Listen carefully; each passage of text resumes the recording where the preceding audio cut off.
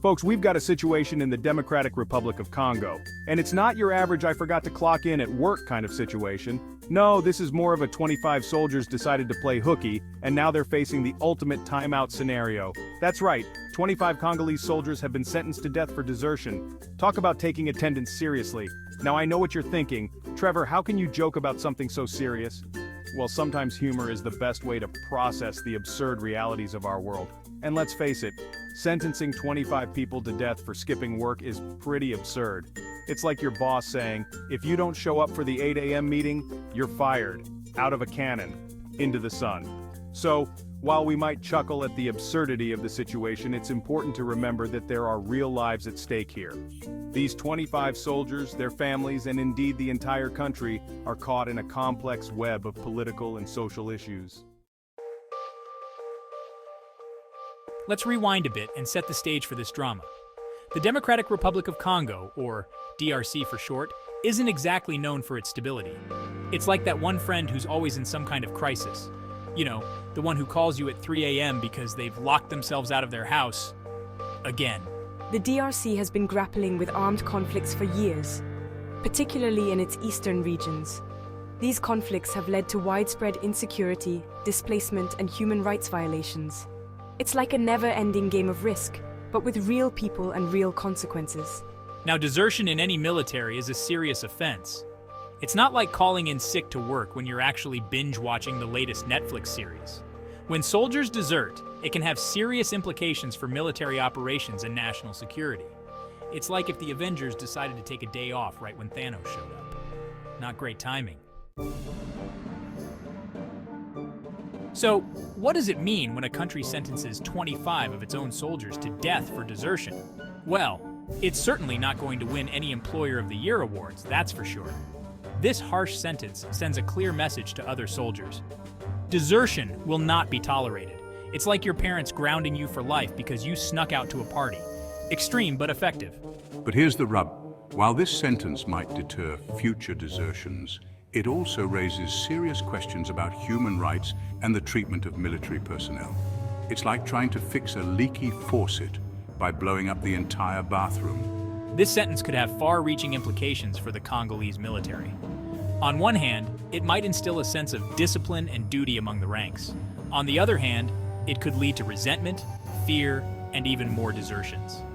It's a bit like trying to keep your employees in line by threatening to feed them to sharks. Effective in the short term, but probably not great for company morale. Section 4, Desertion Dilemmas, a Global Perspective. Now, before we start thinking this is just a Congo thing, let's take a quick trip around the world. Desertion is a problem that militaries everywhere have to deal with. It's like the universal bad hair day of the armed forces. Nobody wants it, but everyone has to face it at some point. In the United States, for example, desertion can result in court-martial, dishonorable discharge, and even prison time. But death? That's not on the menu. It's more of a we're not mad, we're just disappointed approach. The UK takes a similar stance, with deserters facing dismissal and up to 2 years in prison. It's like being sent to your room without dinner, but on a much larger scale. Russia, on the other hand, has been known to take a harsher approach. During World War II, Stalin issued the infamous Order No. 227, which essentially said, "Not one step back." Section 5, the ripple effect beyond the barracks.